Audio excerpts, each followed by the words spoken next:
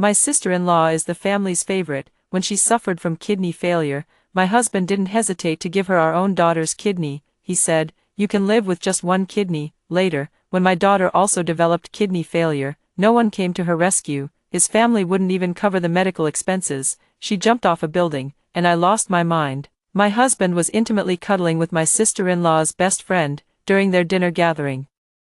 I secretly added half a pound of arsenic. When I opened my eyes again, I had traveled back to the day before I was forced to donate my daughter's kidney. I was strangled to death by my husband, Bob. He died a miserable death, his head smashed against the wall, blood splattered all over his face, making him look exceptionally terrifying. His face was full of hatred. "Lucy, are you fucking insane?" I laughed and coughed at the same time, blood continuously trickling from the corner of my mouth. "Mia is dead. We all deserve to die. It hurts a lot, but I'm very happy because I can finally go to be with her. My sister-in-law, mother-in-law, and my husband's mistress are all dead. Bob won't survive either. One life in exchange for 4 lives. I'm not at a loss." When I opened my eyes again, I was washing up in the bathroom, staring at the unfamiliar yet familiar face in the mirror. I was stunned. Catching sight of the date on the phone beside me, tears began to stream uncontrollably down my face.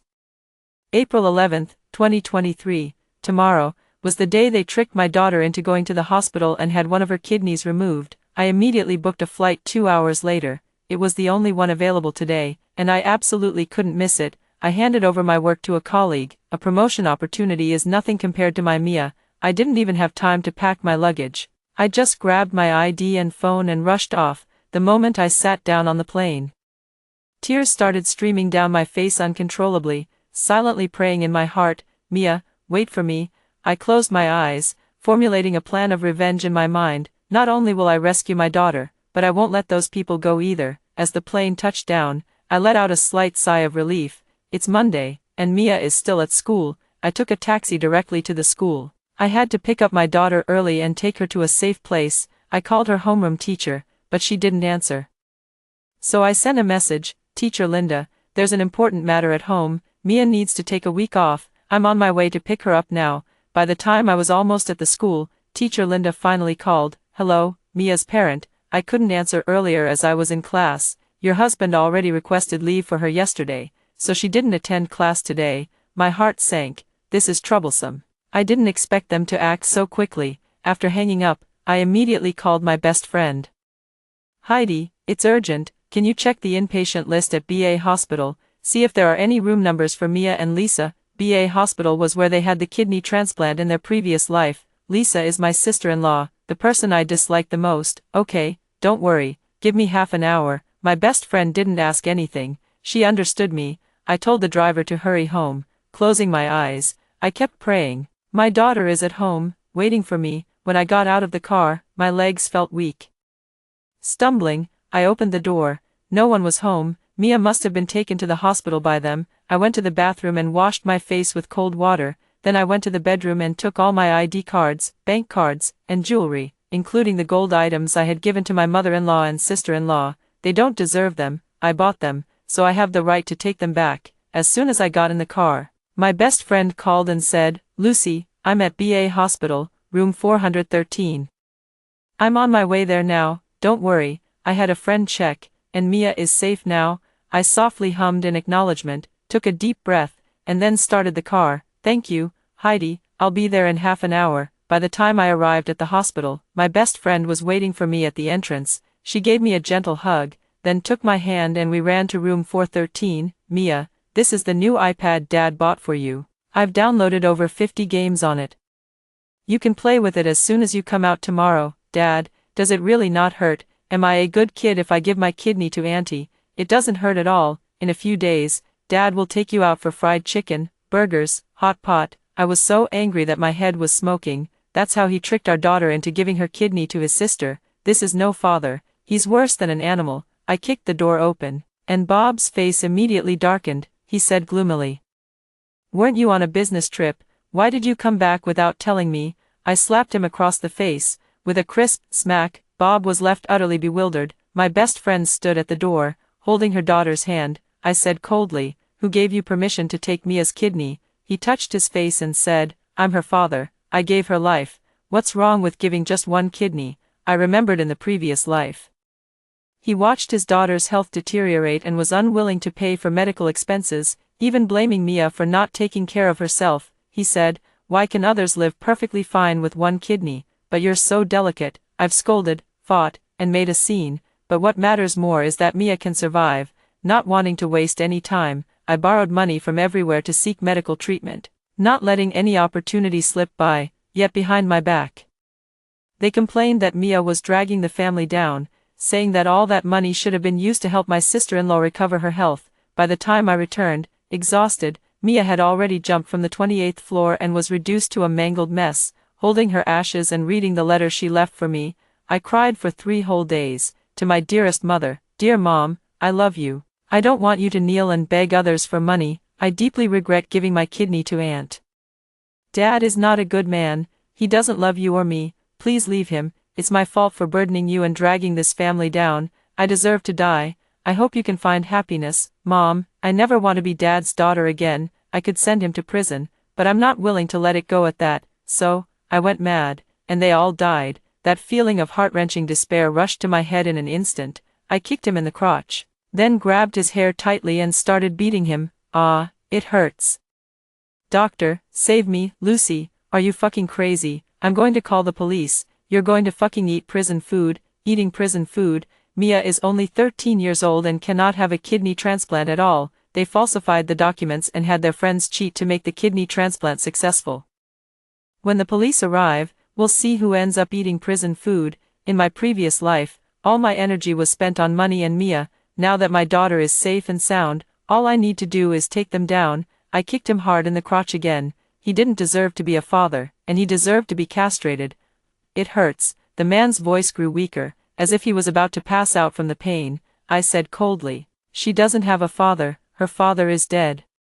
Everyone in the Williams family deserves to die." Just as I was about to kick a few more times, an angry voice came from the doorway. "Lucy, what are you doing?" It was my mother-in-law, who had come with my sister-in-law. Perfect, they came on their own, otherwise, I would have had to make a trip. I turned my head and smiled at them. "Can't you see, I'm beating up a scumbag?" My mother-in-law's face instantly turned as black as coal. She strode toward me, raising her hand to slap me. I kicked Bob hard. "Hit him, if you dare, and I'll cripple his brother." My mother-in-law's eyes were bloodshot, her hands trembling. "You vicious woman, you'll die a horrible death. I'll send you to the red light district to be trampled by thousands." I let out a cold laugh and kicked Bob again. A son paying for his mother's debts. Well said. "Keep going, old lady." "Ouch, that hurts, Mom. Pull her away quickly, she's gone crazy." I burst into laughter. "That's right, I'm crazy. And killing someone doesn't require paying with my life."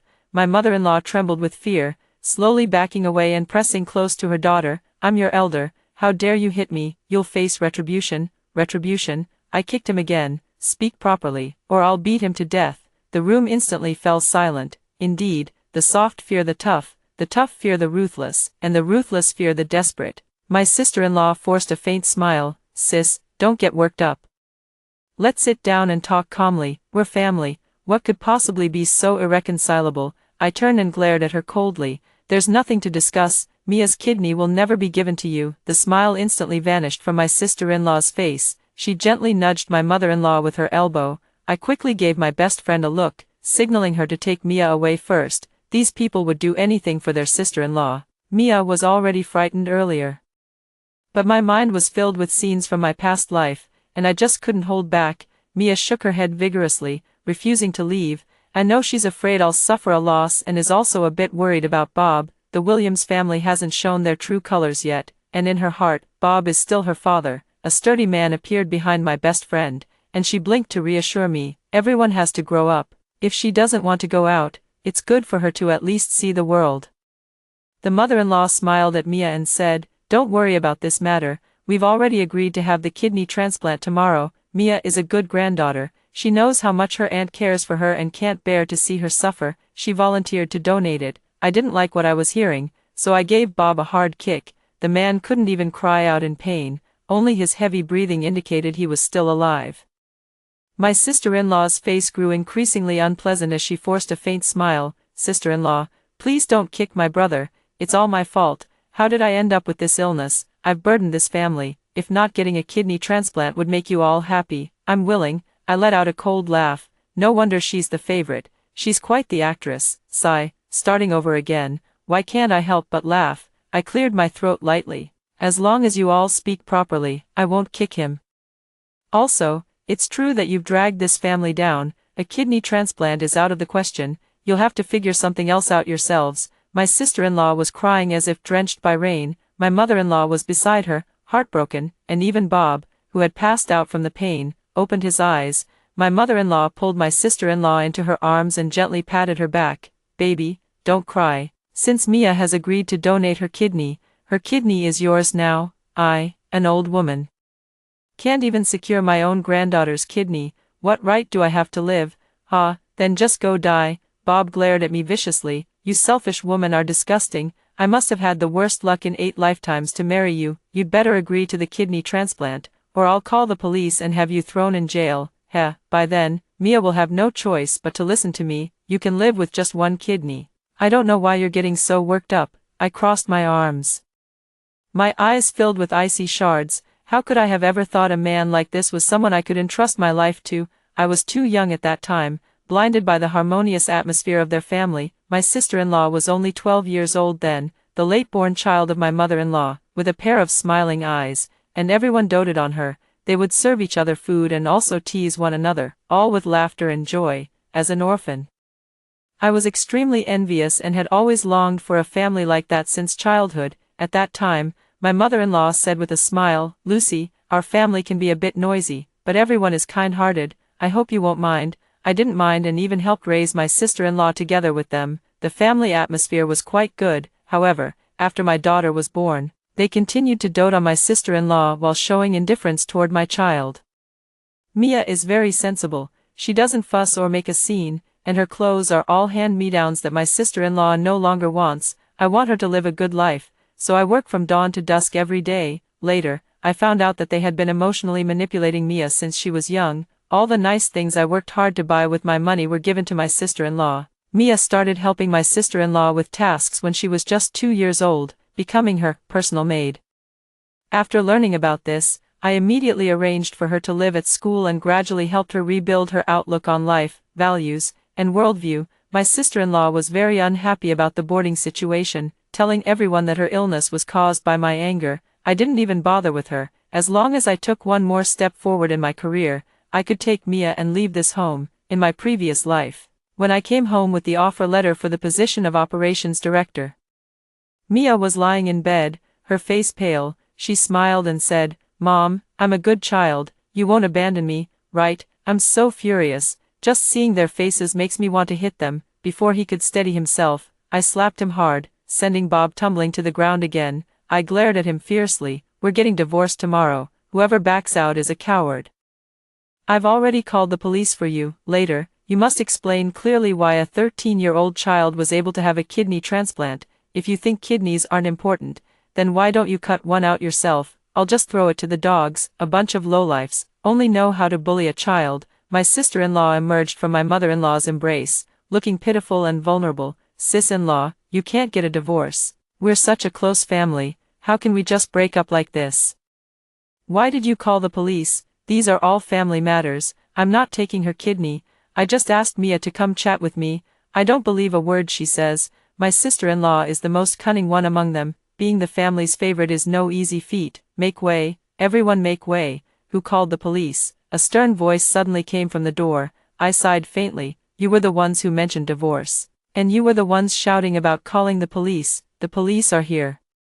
Now you've gotten your wish. My sister-in-law's face grew increasingly pale, looking as if she might faint at any moment. I was just about to explain the situation clearly to the police when Bob suddenly jumped out. He pointed at my nose and said, Officer, I want to get my injuries examined. This woman beat me up. I'm going to sue her for murdering her husband and have her locked up for life. I looked at him gloomily. It was all my fault, and yet he could still jump around like that.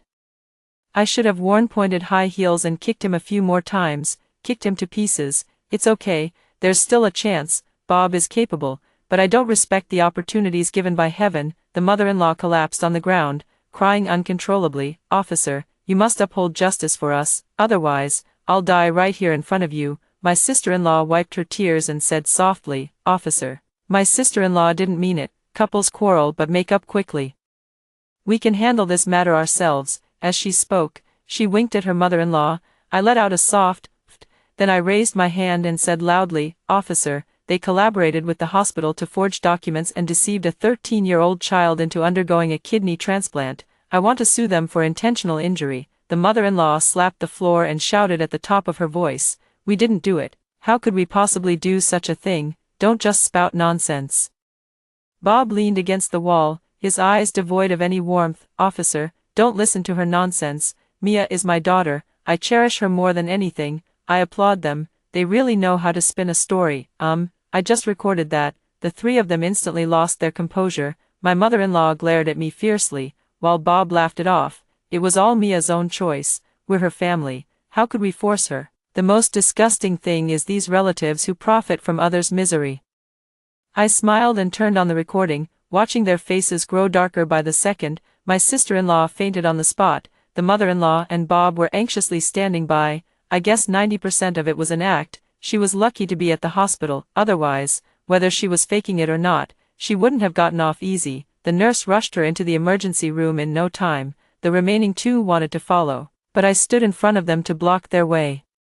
"One of you should go to the police station. You must explain the kidney transplant matter clearly." I knew that even if they went to the police station, they might not end up in jail since the kidney transplant hadn't been completed, but they had to go. I needed to have a criminal record on file for him. It would be crucial evidence for divorcing Mia in the future, and that doctor, I won't let him off either. If they dared to falsify Mia's records, what about others? There must be many victims.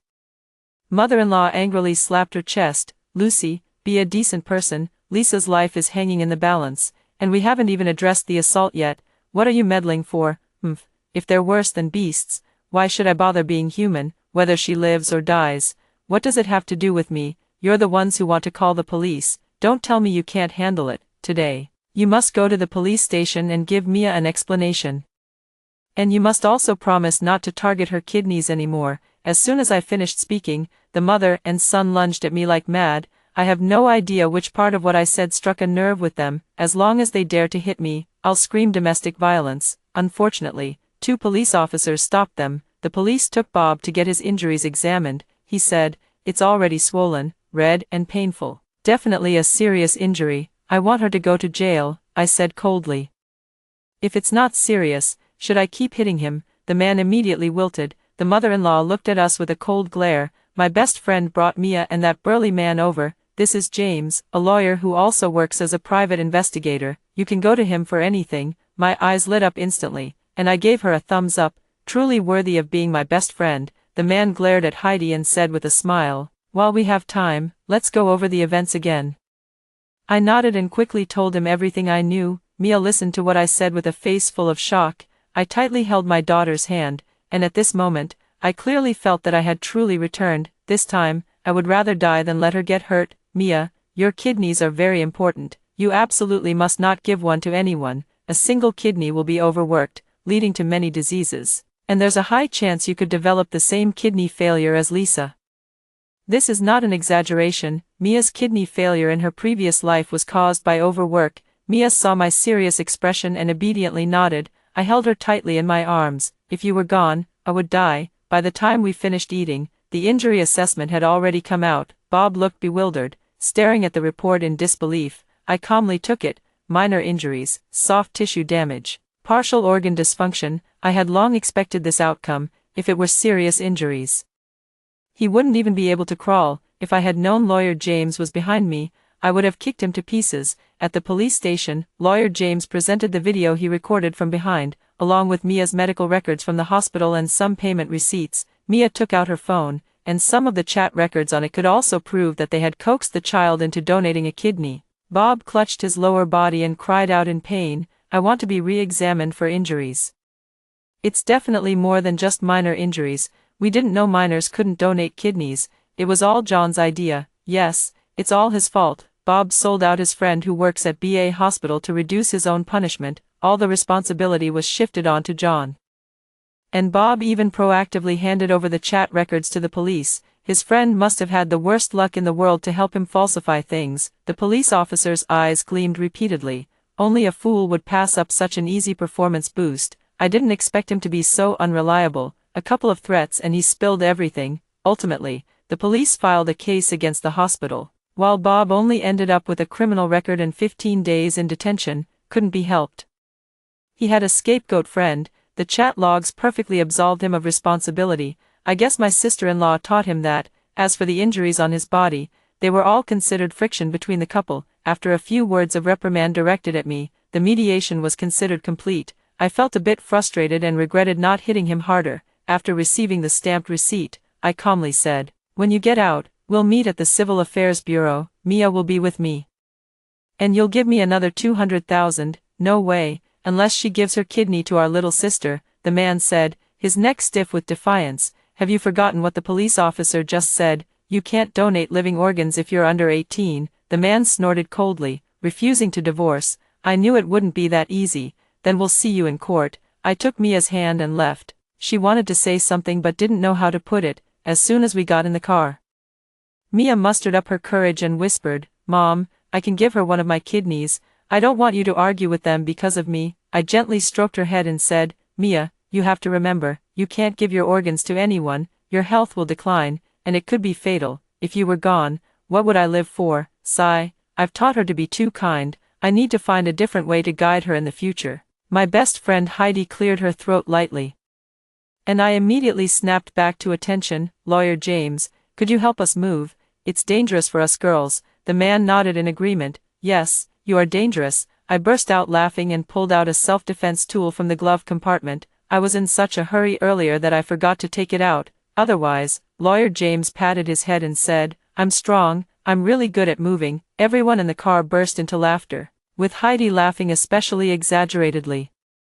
No one was at home now, so we worked quickly and moved all the belongings that belonged to us, mother and daughter, in less than 3 hours. We are temporarily staying at my best friend's house, and right across from us is the strong Lawyer James, which makes me feel quite at ease. Lawyer James helped find a school and arranged for her to be in the same class as his nephew, although the boy is only 14 years old. He is at least 175 centimeters tall and has a well-built physique, with a flushed face, he said.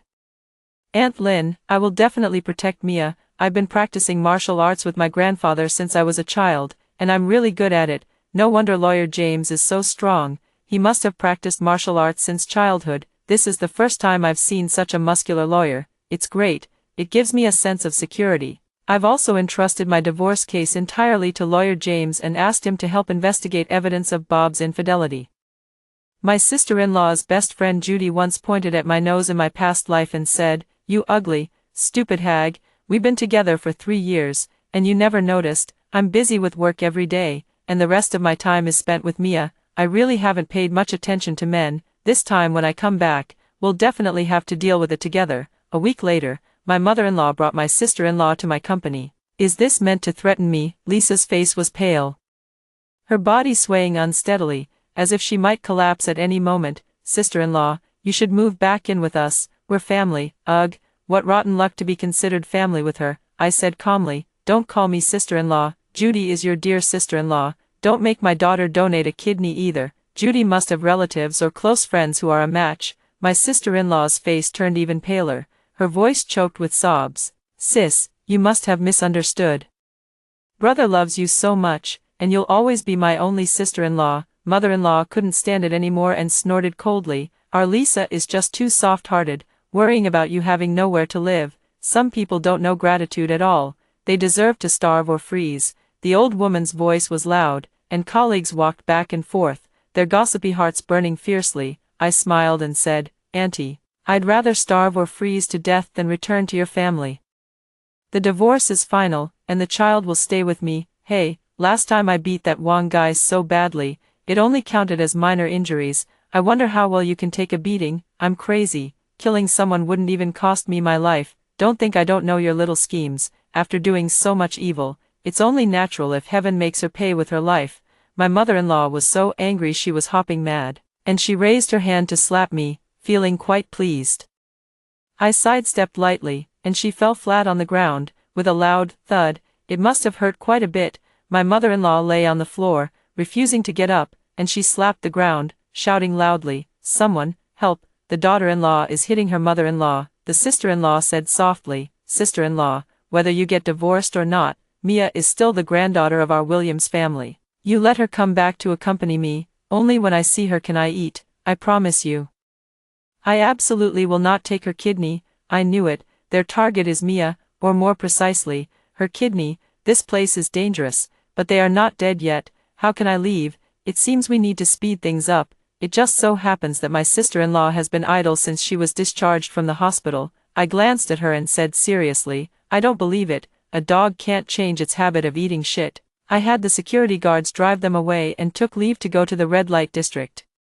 I found a gentle handsome guy for my sister-in-law, with a special requirement: he must be sick, seriously sick. Seeing the medical report and ID card he presented, I decided to give him a chance. I had him pretend to be a gentle and considerate rich young man, paying him $500 a day, with a $5,000 bonus for each time they sleep together. This man's appearance was prepared according to Lisa's preferences. Make sure she can't control herself. Just as I stepped out, I suddenly remembered my sister-in-law's best friend. How could I forget her for such a good thing? After thinking it over for a while, I still feel that the guy from earlier is more reliable. Taking on two tasks at once isn't impossible.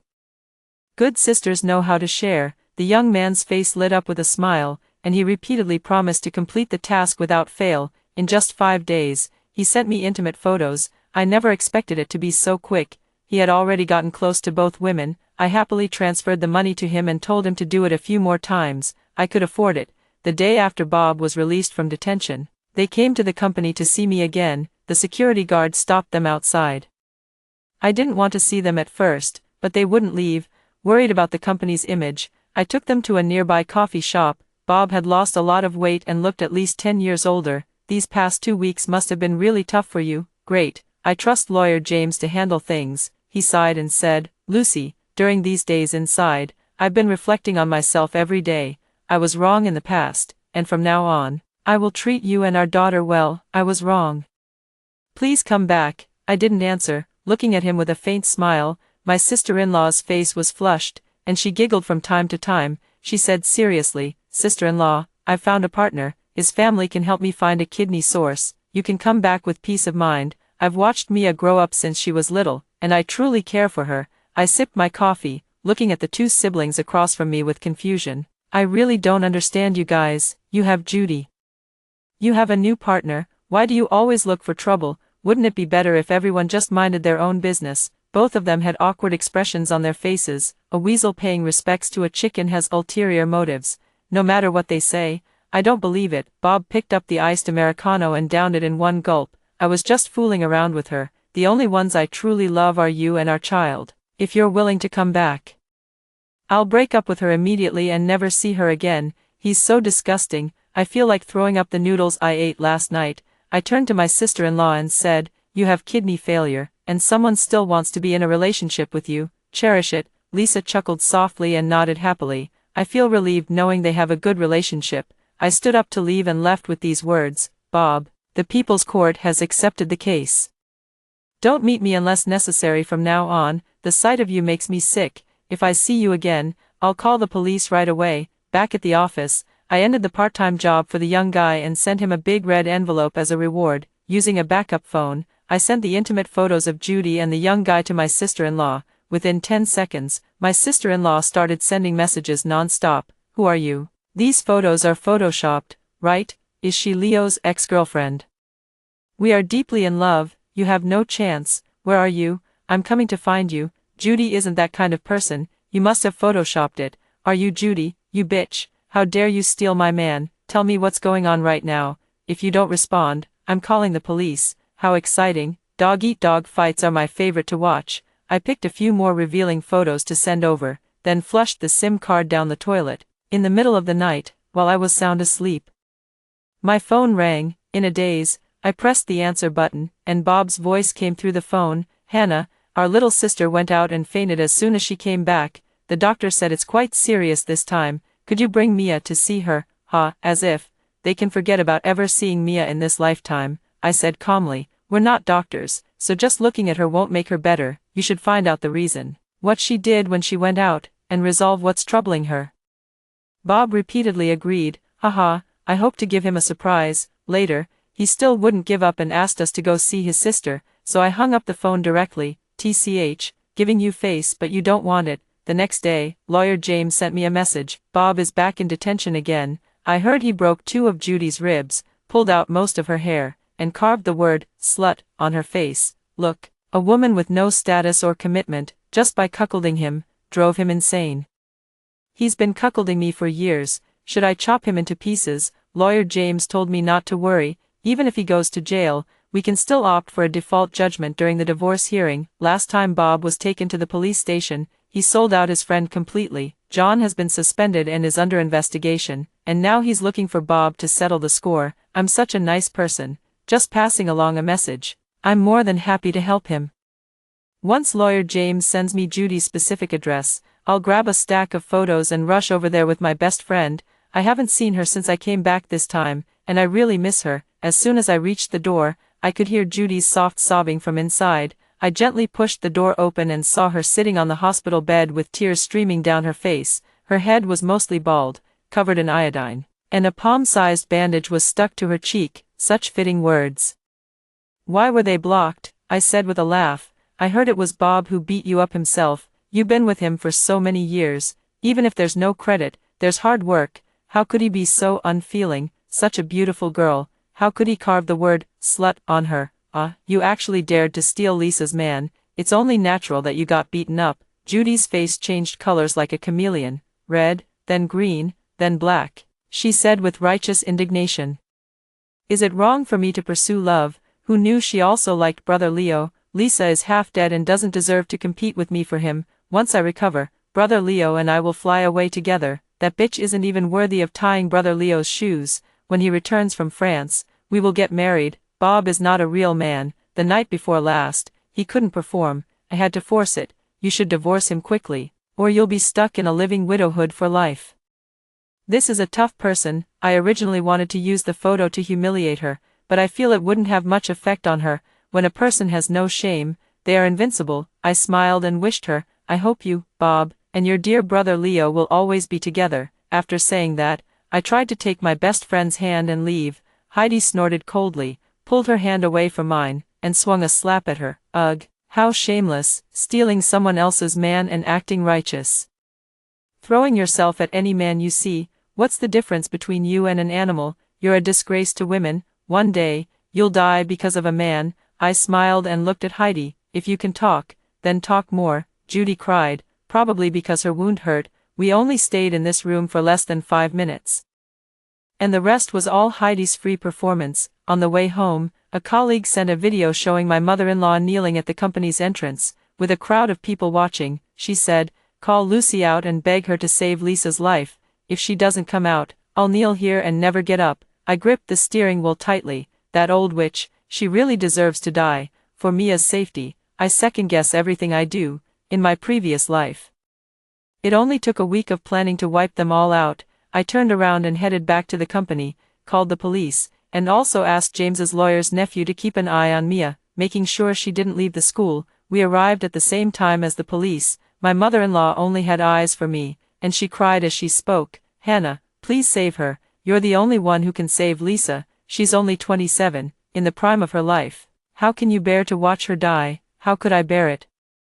I've been wishing for her death every single day. Hearing she's about to die, I'm so excited I want to sing a good day for her. I asked, puzzled, how do you expect me to save her? I'm not a doctor. Coming to me is useless. She quickly crawled over and tightly hugged my leg. Mia can be saved. Please, give Mia back to me. Lisa is my biological daughter. She can't be harmed. This old woman begs you. As long as you agree to the kidney transplant, I'll serve you like a slave for the rest of my life. I stared at her coldly. I knew they never gave up on this idea, but the moment she spoke those words, my heart ached as if pierced by needles. Mia is Bob's own daughter, her own granddaughter. How could she be so heartless? Don't you know?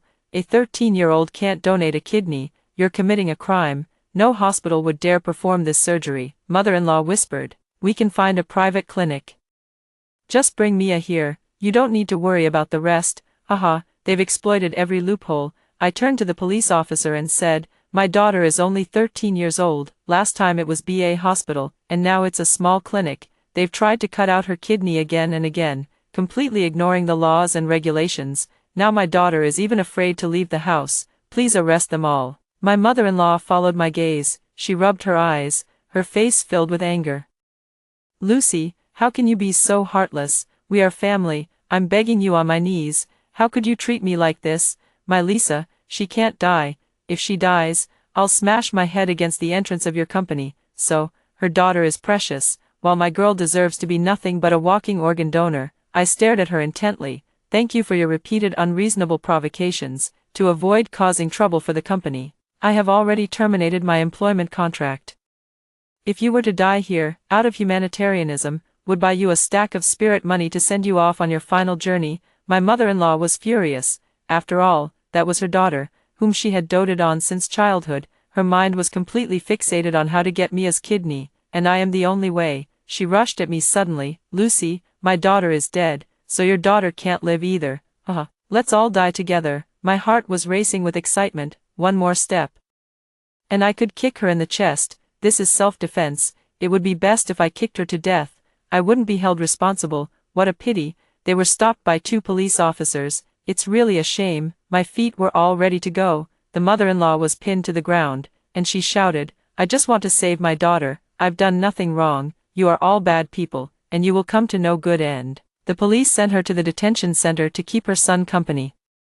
My sister-in-law is hospitalized alone. She must be very lonely. I must go visit her. I've been going to the hospital a lot lately, but I'm really happy.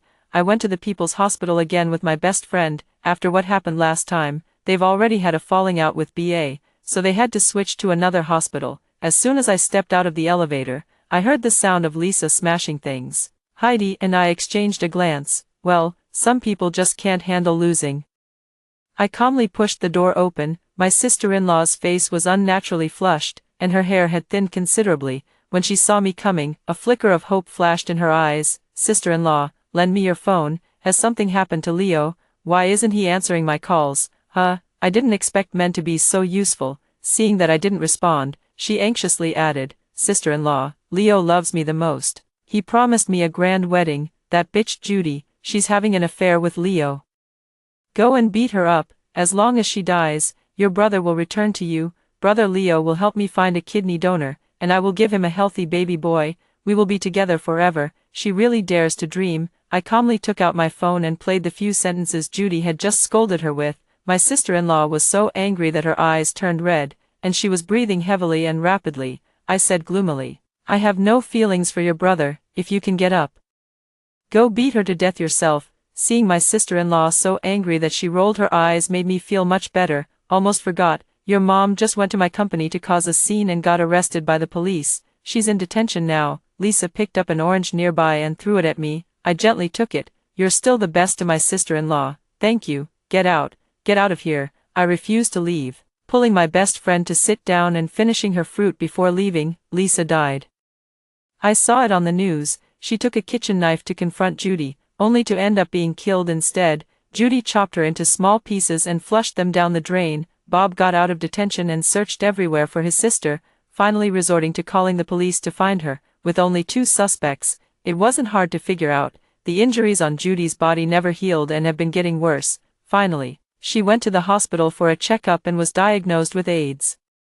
She was confined to the infectious disease ward, and everyone kept their distance from her. Bob went crazy. He had been with Judy some time ago. On his way to the hospital for a checkup, he was attacked by John, that doctor friend of his. Because of him, lost his job, was despised by everyone, and became a social outcast. The police arrested John, but Bob was left half dead from the attack. He also contracted AIDS, lying in bed with wounds continuously festering, maggots wriggling, and a foul stench filling the air. After being released from the detention center, my mother-in-law went completely insane. The daughter she had been longing for was dead, and her son was lying paralyzed in bed, waiting to die. She went to the company looking for me, but unfortunately, I had already been transferred to another city.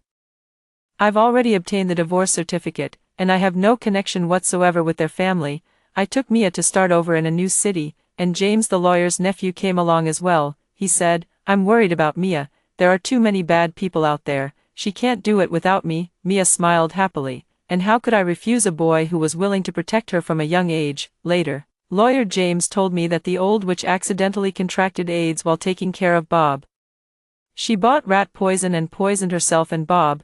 It wasn't until their bodies started to smell that the neighbors discovered them. 6 months later, many illegal activities were uncovered at BA Hospital, leading to a complete overhaul from top to bottom. 23 people were sent to prison, among whom John was sentenced to 25 years in prison. After hearing the first story above, what are your thoughts? Feel free to share your opinions in the comments section. Next, there is another similar story. Let's continue to see. My sister-in-law is a dumb beauty, only capable of biting her lip, pouting, and whimpering. On the day of my college entrance celebration dinner, she mistakenly added toilet cleaner instead of syrup to my juice. This caused severe burns to my throat, and I could no longer sing. As a result, I was expelled from a prestigious music school, and my future became bleak. I asked her to compensate. She pressed her index fingers together, lowered her head, and said weakly, "I'm just too dumb to tell the difference between toilet cleaner and syrup. It wasn't on purpose." My brother was captivated by her fragile beauty and turned to yell at me,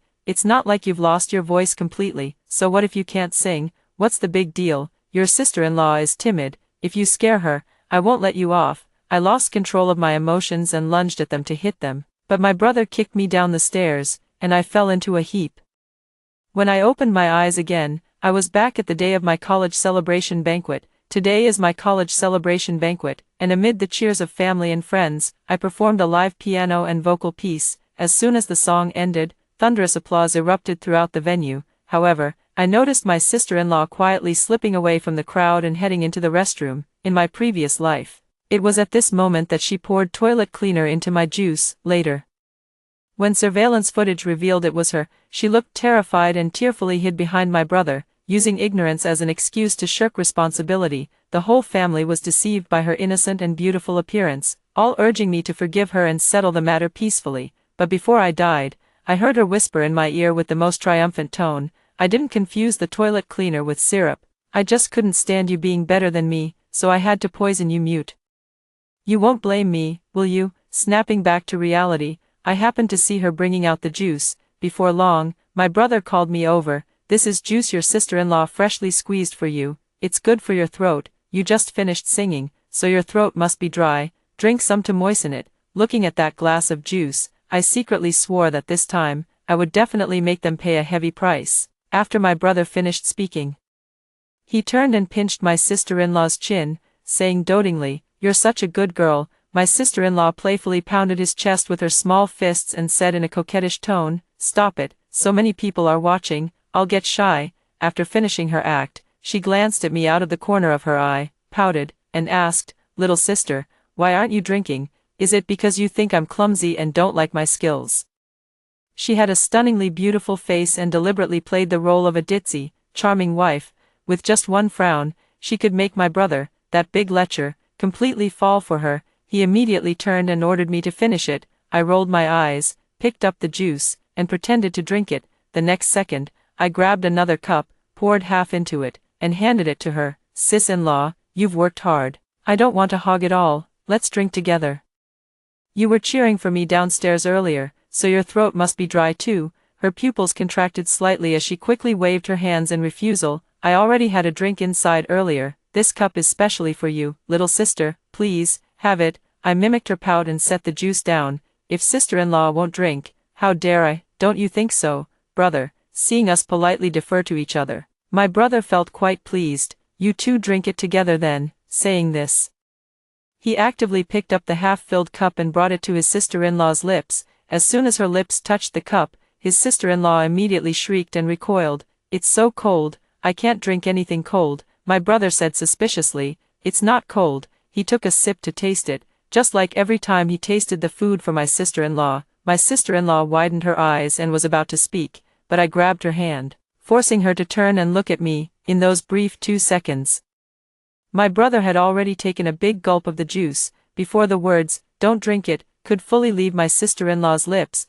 he had already swallowed it. The next second, my brother let out a piercing scream, just like I had in my past life. Clutching his throat with both hands, his mouth stretched wide open, he pushed everyone aside and rushed to rinse his mouth. Pale with fright, my sister-in-law hurried after him. There was a relative who was a doctor on the scene, and they quickly examined my brother's throat. Then they concluded, the mouth and throat have been burned, we must send him to the hospital immediately for gastric lavage. After a chaotic rescue effort, my brother's condition stabilized, but he would never be able to speak again for the rest of his life, because he drank more than I did. In my previous life, I only took a small sip, but he just drank a full mouthful. My parents were heartbroken, and my brother's personality changed drastically because of his disability. At this moment, I asked my sister-in-law, my brother became like this after drinking your juice, what did you put in it? My sister-in-law looked terrified, threw herself beside my brother, and cried uncontrollably. Disheveled hair, flushed cheeks, paired with innocent eyes, that face thus gained an additional layer of fragile beauty. Big brother fell for it again, waving his hand to signal me to stop asking. Dad also said to me, if anything happens to your brother, your sister-in-law will be the most heartbroken. You shouldn't say such inappropriate things at a time like this. I'm not at all surprised by his reaction. After all, my sister-in-law is a beautiful fool. Her foolishness is her get-out-of-jail-free card, and her beauty is her protective charm. However, I'm curious to know if their tolerance for her has reached the point where they would sacrifice everything for her, so I quickly checked the surveillance footage and presented them with the video of my sister-in-law pouring toilet cleaner. The whole family was too shocked to speak. Just like in her previous life, my sister-in-law shook her head, bit her finger, and said innocently, I'm just too stupid to tell the difference between toilet cleaner and syrup. It wasn't on purpose. Who knew their bottles were both blue? I pressed further. Then why did you urgently stop my brother from drinking it when he was about to? I seized the moment to play the second video. Her words, don't drink it, rang out clearly. Her face turned pale, and panic flashed in her eyes, staring fixedly at me. Teardrops as big as beans rolled down, as if I were some heinous villain who had cruelly wronged her. She said weakly, I just wanted to say, we're trying to get pregnant. And it's not good to eat cold things, so that's why I didn't let him drink it. Sister, please don't be angry. I know it's my fault. She's pulling this again. Every time, she pretends to be innocent and pitiful. Before, it was all small things, and the family always forgave her. This time, I wonder if they can still tolerate her. I quietly looked at my brother. His face was filled with anger. I thought he would immediately confront my sister-in-law, but instead, he grabbed a pillow and threw it at me. He pointed at me, his mouth open, making sounds, his eyes wide and furious, looking as if he wanted to kill me. The next second, he took out his phone and frantically sent messages in the group chat. It's all Kayla's fault. If she hadn't been singing, Alice wouldn't have squeezed juice for her. If she hadn't insisted that Alice drink half a glass, I wouldn't have had to taste it for her to check the temperature. I sneered. Your wife made a mistake, and you're blaming me instead of her. Alice has always been naive. She meant well. What did she do wrong? You're the one at fault. You should have been the one to drink the juice, and you should have been the one to lose your voice. I turned to look at my parents. They looked at us with unease, then pulled me out of the hospital room. Dad said, your brother is emotional right now. Don't confront him. Go apologize first, and we'll talk after he calms down. I angrily replied, why should I apologize? Alice was the one who poisoned the drink. If I had drunk it too, I wouldn't be able to go to school anymore, and my life would be ruined. Instead of blaming the person who poisoned it, you're blaming me, the victim. Are you out of your mind? Although I had expected him to be biased, at that moment, my heart felt as if it were being torn apart, both sad and angry. Mom noticed my distress and immediately linked her arm with mine, silently comforting me. Then she said to my dad, Kayla is the victim in this matter. If you want to blame someone, blame your daughter-in-law. I always said that kind of girl is all looks and no substance, but neither of you would listen. You insisted on bringing her into the family. Now look what happened. She harmed our son and almost harmed our daughter too. In my opinion, they must get a divorce. As soon as Dad heard the word divorce, his gaze dropped, and his tone softened from before. He brushed us off, saying, the young couple is grieving right now. Let's talk about divorce later. Mom made her stance clear. There's no room for discussion this time. You must get a divorce, otherwise, my daughter will be harmed by her too. Hearing my mom stand up for me, my nose tingled with emotion. In my past life, she was the only one who defended me, but in the end, she was framed by my sister-in-law as a wicked mother-in-law. To support my sister-in-law, Dad divorced Mom and kicked her out of the house. Because my sister-in-law was unhappy, my father withdrew all the alimony he was supposed to give my mother, not leaving her a single cent. due to my death, she became deeply depressed and eventually passed away in a rented apartment. The landlord notified my brother to collect the body, but my sister-in-law called it bad luck. The father and son simply ignored it, allowing my mother's body to decay before being carelessly disposed of. You should know that the Duncan family's current power and influence are entirely built upon my mother's family's former strength. This time, I'm going to reclaim everything that rightfully belongs to my mother. I stared at the way my father looked at my sister-in-law. It was a gaze filled with concern and affection, strikingly similar to how my brother used to look at her. However, his gaze had a unique sense of voyeurism, not daring to look as openly as my brother did, at that moment. A mischievous idea for revenge suddenly occurred to me. In the marriage, my father and my sister-in-law played similar roles.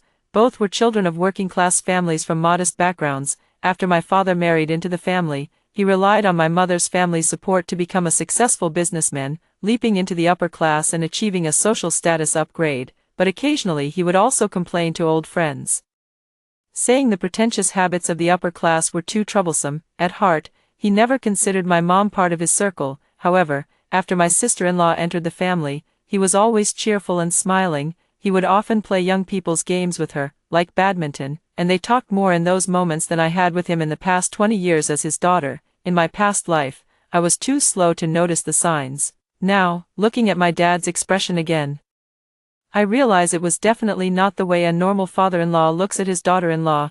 Then there's my sister-in-law. With her beauty, she attracted a large number of suitors and ultimately chose my brother, the wealthy simp. On the day she married into the family, I saw with my own eyes her entangled with another man. That man was ordinary, not wealthy, and he knelt down begging her not to marry. She turned away resolutely, leaving behind these words, "My man, Alice, must have money, power, and good looks. He absolutely cannot be second-rate. You are not worthy of me." From this, it is clear that she is a vain person. I wonder, if my brother suddenly lost his power and influence, would she divorce him and find someone else, or would she cheat on him while still married, keeping the benefits within the family? One thing I can be sure of, that is, my brother's possessiveness towards her is extremely intense. There was once a person who glanced at my sister-in-law one too many times at a banquet, and afterward, he mysteriously lost an eye. Although there is no clear evidence, I can be sure that it was my brother who did it. After my brother was discharged from the hospital, aside from remaining kind and gentle toward my sister-in-law, he often became moody and unpredictable with others. He frequently lashed out at me, sending messages in group chats calling me a troublemaker and cursing me to a lifetime of unhappiness. When my mother spoke up for me, he also scolded her, saying, "A doting mother ruins her daughter." Mom was so angry that she directly posted the video of sister-in-law squeezing juice in the big group chat, asking all relatives and friends to judge. This action infuriated my brother, who immediately left his meeting and came home, slapping Mom in front of many old servants. This undoubtedly violated Dad's dignity. He kicked my brother on the spot and scolded him angrily for half an hour. When he heard that a business negotiation had failed due to his brother's absence, he immediately announced the suspension of all his brother's duties, ordering him to reflect on his actions. His brother could only rage in futility, unable to speak. He was already feeling wronged and feared losing his current status. His father's decision undoubtedly ignited his last fuse. He ran into my room to settle the score with me. When he couldn't find me, he vented his anger by smashing everything in my room. His frenzied appearance terrified my sister-in-law, who witnessed the entire scene, especially when my brother kicked my piano to pieces. She was so frightened that she immediately ran away. At this moment, I was in the RV, leisurely watching the 12 surveillance angles from home while enjoying the air conditioning and eating an ice pop. My sister-in-law ran outside and secretly took out her phone to make a call. "Mom, Bob has a tendency toward domestic violence. He's terrifying. He hasn't hit me yet, but he's been suspended by his father. What if he takes all his anger out on me later? I'm really scared, and besides, he's mute now, with a lot of damage to his mouth and teeth. I find it disgusting. I don't want to be with him anymore, but I'm not willing to just get a divorce like this." At this moment, my sister-in-law stopped pretending to be the delicate wife and spoke normally, her eyes filled with anxiety and fear. I don't know what her mother said to her, but her face grew even more terrified. She then said, "Yes, he's so obsessed with me, getting a divorce is really difficult. And the money I'd get from a divorce definitely wouldn't be as much as continuing to live as a young mistress." She pouted and said, "Besides, if I get divorced, that Kayla will definitely be happy. I don't want her to be happy. I want to outshine her, to keep her under my thumb forever." The sheer ferocity in her tone made it seem as though she wanted to devour me whole. Perfect, this was exactly the reaction I was hoping for. That evening, only my father was at home. My brother, as usual, took my sister-in-law out to have fun. Mom, because she was angry, went to stay at a relative's house. I continued to stay in my room, eating dinner while sending messages to my dad. "Dad, the maid accidentally put my sister-in-law's clothes back in my room. Could you quietly return them to her? Otherwise, my brother will get angry again." In the surveillance footage, Dad raised his eyebrows as soon as he saw my message, a strangely excited smile curling at the corners of his mouth. However, he sent me a voice message refusing. "It's not appropriate for me to go get your clothes, especially your sister-in-law's. You can take them over yourself when you get back," I said. Sister-in-law hates it when people mess with her things. The atmosphere at home is already so tense. I really don't want to cause any more trouble. Please just quietly take care of this for me. Dad's smile grew even more pronounced as he said to me, "All right.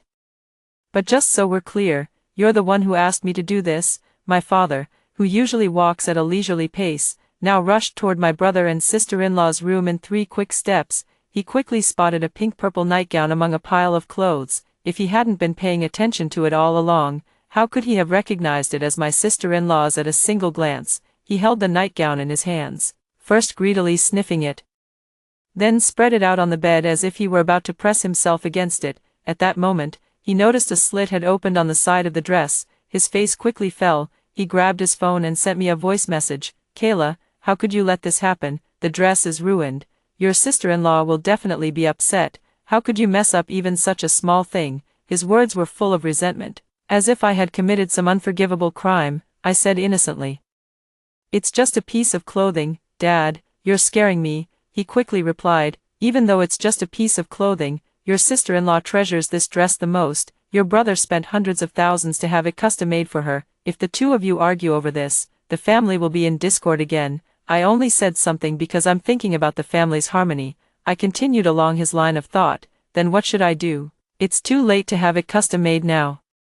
Maybe I can buy her something similar, but I don't even know where to find it. My father fell silent, and I could see the deep thought in his eyes through the screen. I suddenly remembered something my brother once said to my sister-in-law. He said, "Every man wants the woman he likes to wear something he gave her." Thinking of this, I sent a voice message to my dad. "Dad, I'm busy with a class reunion. Could you help me handle this? Do it quietly, for the sake of family harmony. I'm counting on you." In the surveillance footage, Dad listened to my voice message and broke into a radiant smile. "Since you're busy, I guess I'll have to handle it. What can I say? I'm your dad, after all." Ha, how sweetly he puts it. In my past life, after I died, he didn't shed a single tear. At that time, I still had a breath left, and when Mom found out, she called for someone to take me to the hospital, but Dad stopped them. Back then, with reddened eyes, he angrily scolded me. "Even if your voice is ruined, you won't get into a good university, let alone marry into a family of equal status. Keeping her alive will only create more family conflicts. She's useless." In truth, he was afraid I would seek revenge against my sister-in-law, which is why he deliberately didn't let me live. My thoughts returned to the present, and I let out a cold laugh as I watched him hugging and rubbing against my sister-in-law's skirt. Just wait, the storm is coming soon. The next day, my father personally went to the clothing store my sister-in-law often visited to buy a skirt. I had the store manager's WeChat and privately messaged her to ask about the situation. She said that after my dad left, he specifically requested a nightgown of the same style but in a different color. Just as I expected, everyone who wants to please others hopes the other person knows what they have done. If he bought the exact same dress, how would my sister-in-law know it was his thoughtful gesture? A sense of triumphant revenge began to well up inside me as I took a big bite of the sandwich. Soon, Dad came home with a new dress. He first placed the new dress in my sister-in-law's wardrobe, then stuffed the old one into his own pillow. My brother, who didn't have to work, didn't come home until late after a night out. As soon as they got out of the car, he dragged his sister-in-law into the house. Both of their faces were grim. It was the first time I had seen such genuine, unfiltered emotion from my sister-in-law. With very little pretense, she forcefully shook off my brother's hand. "You're hurting me." My brother turned around with an expression that seemed torn between scolding and resignation. Unable to speak, he just glared silently before lowering his head to send a text message. Perhaps he was too agitated, because he accidentally sent the message to me instead. Don't think I don't know how many men you've been flirting with all night. Do you think they'd actually be interested in you? They're all wealthy men. None of them would ever marry a divorced woman. I casually took a screenshot and sent it to my sister-in-law. My sister-in-law bit her lip and put on that pitiful expression again. My dad, who was eating breakfast in the distance, saw it and frowned with concern. Bob, why are you taking your anger out on your wife? A man who vents his anger on his wife is the most useless. My brother couldn't say a word. So he smashed 2 expensive decorations and stormed upstairs. Seeing this, my father comforted my sister-in-law. Xiao Jing, don't be afraid. As long as I'm here, no one in this family dares to bully you. My sister-in-law suddenly raised her eyelids and looked at Dad, her expression complex. I don't know what she was thinking, but from the surveillance camera's perspective, she tugged her skirt downward slightly. Then, she lowered her head and said meekly, Dad, thank goodness you're here. Dad was so excited he was about to burst, his hand hovering lightly over sister-in-law's shoulder. He said gently, from now on, whatever you want, just tell me. Bob is injured now and in a bad mood, don't take him seriously. This family will always be under my control. Sister-in-law pursed her lips and silently took half a step closer to my dad. This small gesture further encouraged Dad, prompting him to directly place his hand on sister-in-law's shoulder. He directly said to my sister-in-law, Kayla is a bit careless and ruined your nightgown. I bought you a new one. It's more expensive than the original. Try it on and see if it fits. My sister-in-law pursed her lips again and said, what if Mom finds out and gets upset? At the mention of my mom, Dad's expression stiffened slightly, then he withdrew his hand. After looking around a few times, he finally said, then don't let her know. That evening, my sister-in-law put on the dress that Dad had bought. It fit perfectly, however. As she walked past my brother, he grabbed her by the wrist. My brother was furious and said to my sister-in-law with his lips, who bought you this dress? After some treatment, he could speak a little, but his voice was very unpleasant and his pronunciation was not very accurate. However, we could still understand what he was saying by reading his lips. My sister-in-law wasn't too flustered. She lifted her chin and said without blushing or panting, I bought it myself. My brother grew even angrier, his face flushed with rage. Every single piece of clothing you own was personally chosen by me. This dress definitely wasn't bought by me, and it couldn't have been bought by you either. Such a garish color. There's no way you'd like it. The dress was a vivid rose red, extremely eye-catching. Perhaps feeling she had someone powerful backing her up, my sister-in-law continued to provoke my brother. People's preferences change. I used to like light colors, but now I prefer darker ones. She said this loudly enough for everyone in the house to hear. From the surveillance angle on the stairs, I saw my father, who was hiding there eavesdropping, flash a smug smile. However, in the next second, my brother slapped my sister-in-law across the face. He clearly heard the disdain in his sister-in-law's words, projected it onto himself, and couldn't take it anymore, so he lashed out. Sister-in-law froze for a moment, then screamed. You really are a domestic abuser. I want a divorce. Divorce. My brother regretted it as soon as he hit her, but the moment he heard the word divorce, he lost his temper again. He directly dragged his sister-in-law back to the room and subjected her to forced intimacy. Dad was listening outside, his expression tormented and complicated. Not long after, I suddenly received a call from my mom. She said Dad wanted to divorce her. This was said right after hearing that my sister-in-law wanted a divorce, and I couldn't wait to bring it up too.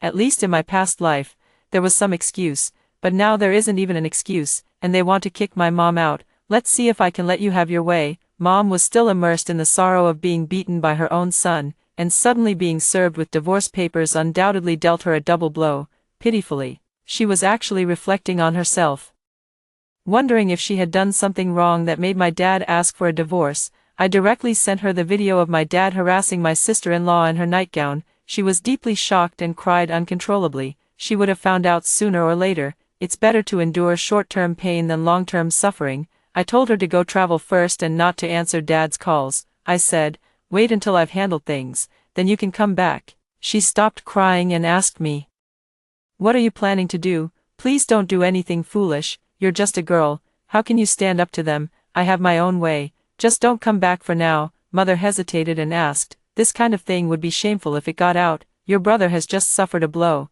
If he finds out about this, he won't be able to handle it. I said angrily, he dared to kick you in the face. Why are you still thinking about him? Mother was speechless. So I forwarded her a popular post from my university forum. As the highest scoring student admitted to this school this year, my name has already gone viral on the forum. Previously, it was all praise and anticipation, but last night, suddenly a smear post appeared. It exposed all my embarrassing childhood moments and even included photos. The whistleblower was blatant, directly writing the words, "Kayla's older brother." He mixed truth with lies, spreading rumors about me in his words, implying that I have a chaotic private life and even repeatedly bullied classmates. Before the semester even started, my reputation was already ruined. The seniors who had previously taken the initiative to add me and invite me to join the student council all proactively deleted me.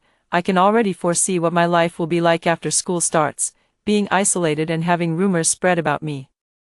Because every word he says is suggestive, leaving plenty of room for imagination, therefore, it's impossible to directly accuse him of spreading rumors. After reading the post, my mom cried out of anger. She said, "I'll just pretend I never gave birth to him." Hearing her response, I finally breathed a sigh of relief. My mother personally posted a video on Weibo, tagging my school's official account and some well-known campus journalists.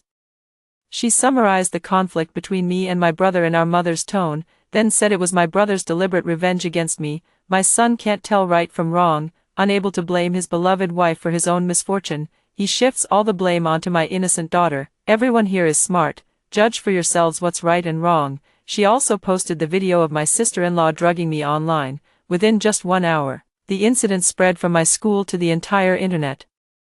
My status as the top scorer in the college entrance exam, combined with the influence of my family's company, easily attracted even more attention. My brother and sister-in-law were the first to bear the brunt, becoming the targets of online criticism. The Duncan family is, after all, one of the prominent wealthy families in the capital's elite circle. How could they have such a foolish and spineless heir? Not only did he choose a dim-witted wife, but he didn't even dare to hold her accountable after she poisoned and silenced him. Instead, he takes out his anger on his own sister. He's truly cowardly, stupid, and malicious. Is that sister-in-law really 25 years old, constantly using phrases like, "little old me"?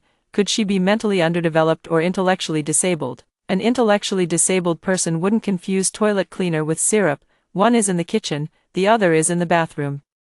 How brain-dead do you have to be to look for syrup in the bathroom? That day, my phone was ringing off the hook. They're all calls from my brother. If I don't answer, he keeps sending me threatening messages to scare me. I stay calm and collected, driving the RV to a different spot to park. I continue watching the home surveillance footage. As soon as the incident blew up online, my sister-in-law was scared to tears. Neither my brother nor my father could console her, no matter how hard they tried. The entire house echoed with my father's curses. My brother, unable to articulate clearly, vented his anger by smashing things. Both father and son assured my sister-in-law that they would punish my mother and me severely. I stared at my father's face, veins bulging with anger, and felt a wave of irony inside. When I was first transferred to a new school and bullied by classmates, he wasn't this angry. He simply told me coldly to handle it on my own. I thought it was just his personality. But it turns out I'm just not important to him. After he made a promise with my sister-in-law, he turned around and called me. Curious about what he would say, I answered and quietly started recording. He began in a gentle tone, "Kayla, come back when you're done playing outside. Dad has something to tell you." Acting, I can do that too. I sniffled and put on a crying voice, "Dad, my brother and sister-in-law are bullying me. Mom already spoke up for me. Can you also record a video to back me up?" In the surveillance footage, a sinister look flashed in Dad's eyes. "All right, come back first. We'll talk about the rest later." "I won't come back until my brother and sister-in-law come to apologize to me." "What are you doing outside if you don't come back?" Dad's patience ran out, and he soon showed his true colors, yelling at me. I continued to play the victim. "Dad, you scared me. It's because you did wrong that I scolded you. Family scandals shouldn't be aired in public, yet you and your mother conspired to humiliate your brother and sister-in-law before the entire nation. You've completely disgraced our Duncan family name. Given your wrongdoing this time, I've decided to divorce your mother. If you still want any share of my assets, go persuade her to come back and sign the papers. As for your brother, he's also at fault. I won't show favoritism to anyone. I'll strip him of his position and kick him out of the company." He said this loudly, immediately provoking my brother, who was in the same frame. When my brother was about to lunge at our father for an explanation, he was restrained by Dad's bodyguards. Dad then hung up on me. He then pointed at my brother and angrily scolded. You went to your sister's school forum to cause trouble and ruin her reputation. This is an extremely serious matter. I can't hand over the company to you. I'll give you a sum of money. Go out and make your own way. If you don't achieve something, don't come back. My brother cowered, knelt down, and made sounds, begging Dad. Dad frowned. You two can only keep one staying at home, either you or your wife, otherwise, leave together, make your choice. Brother looked utterly confused. Dad said, this is also to train you, otherwise, how can you manage the company well if you're always love-struck? Sister-in-law pouted, nudged my brother's arm, her big watery eyes filled with pleading. My brother thought for a moment and then pushed my sister-in-law in front of my dad. He struggled to mouth the words, Alice will suffer if she stays outside. I'll go live outside, and once I make something of myself, I'll come back for her. My dad waved his hand impatiently, urging him to leave quickly. After the young couple reluctantly said their goodbyes for half an hour, my brother finally left.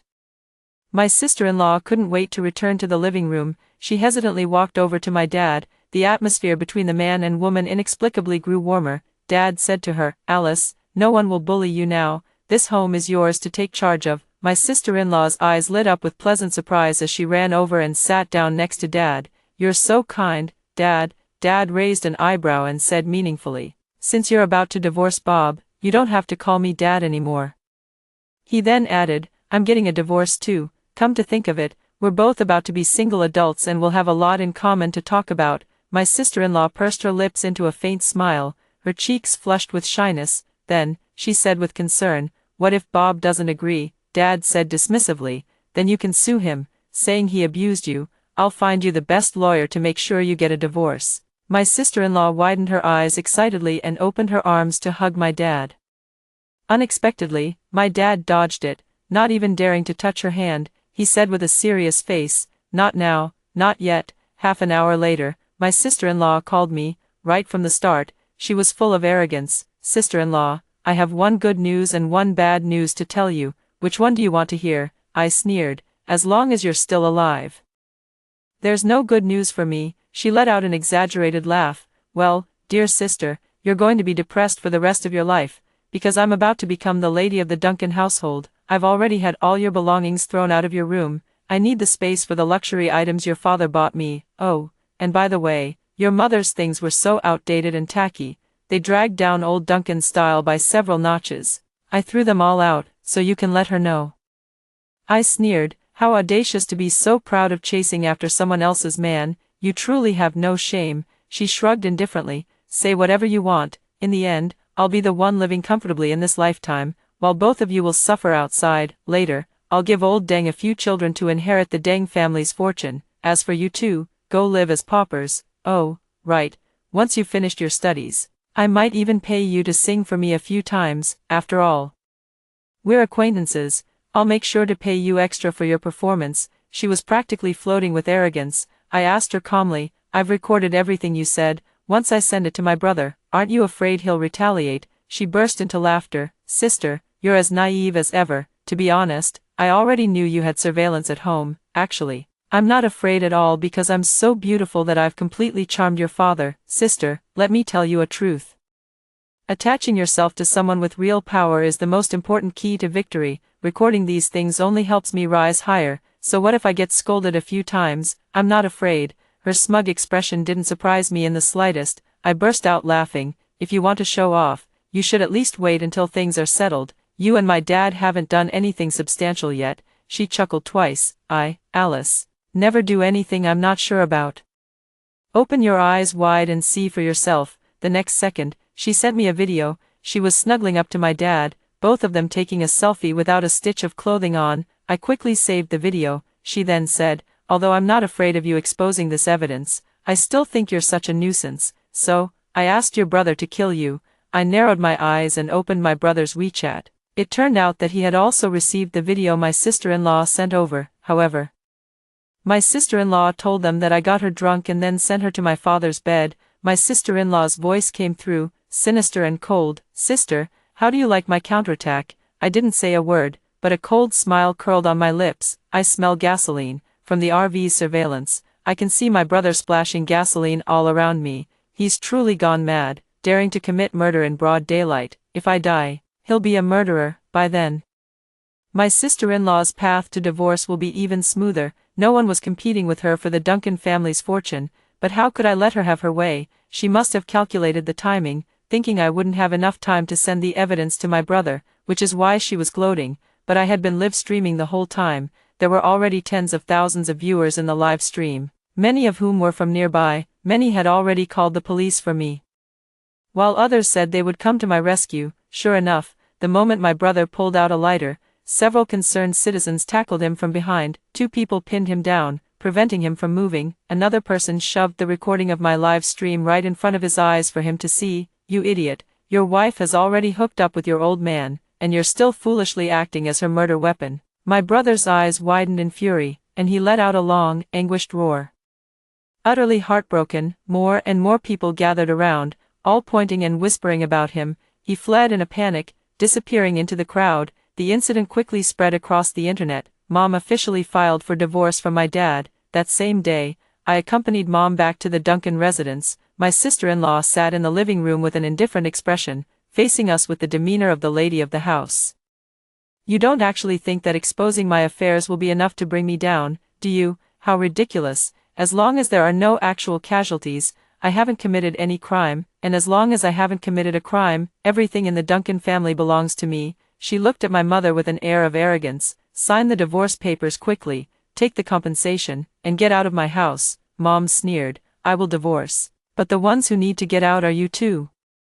Who are worse than beasts. Sister-in-law laughed. This place belongs to the Deng family, and the one in charge is old Deng. Whoever he likes gets to stay. He just rushed to the company for a meeting. When he comes back from the meeting, he'll divorce you, you old hag. I burst out laughing. Do you know why he rushed to the company? She lifted her chin. Of course, to handle the equity transfer agreement for me, I said. Back then, the condition for my dad to marry my mom was that he couldn't cheat during the marriage. If he did, he would have to leave with nothing. My sister-in-law was stunned, then forced a laugh. No, that's impossible. I smiled and said, I should thank you for taking the initiative to send me the evidence. Otherwise, I wouldn't have been able to resolve this matter so quickly. My sister-in-law collapsed instantly, her legs giving way as she slumped to the floor. The next second, she broke into a grin. It doesn't matter, even if that's the case. As long as I haven't divorced your brother, I'm still entitled to inherit your mother's estate. Ha ha ha ha. She's truly lost it.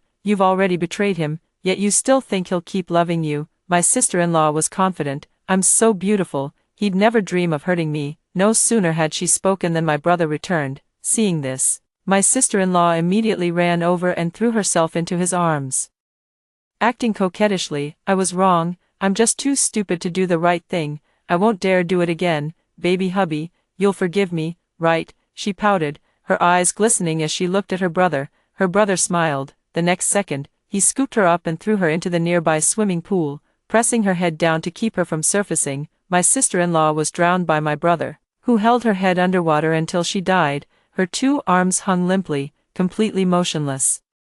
Tears were streaming from my brother's eyes, but he never let go the entire time. Without a doubt, he loved her. Neither my mother nor I expected that his love for my sister-in-law would be so deep, so we also didn't expect that he would suddenly pull out a knife, stab himself in the chest, and collapse into the swimming pool. Just like that, they died. My mother wept silently but did not call for an ambulance. My brother was pouring gasoline outside my car when she ran out barefoot to stop him. I had long been utterly disappointed in my brother. A month later, my parents officially divorced. My mother and I sold that house and moved somewhere else. My father, who left with nothing, had to work as a security guard in a random neighborhood because he was too old. His story spread too widely, and he was laughed at every day. In less than a month, he couldn't continue. Soon after, I received a text message from him. I thought it was something like an apology. Unexpectedly, it was a glaring line of text. When I make a comeback, I'll come back and finish off you and your kid. I only found out later that he had gone abroad. Someone told him there was a way to get rich in Myanmar. He quit his job as a security guard without hesitation and flew to Myanmar overnight. I remembered that I had installed a tracking app on his phone. I checked and found that his last location was in northern Myanmar. I scoffed. Good luck, Dad. After hearing the 2 stories above, what are your thoughts? Feel free to share your opinions in the comments section. Looking forward to hearing from you. If you liked this story, Don't forget to like it, share it, and subscribe to my channel. See you next time.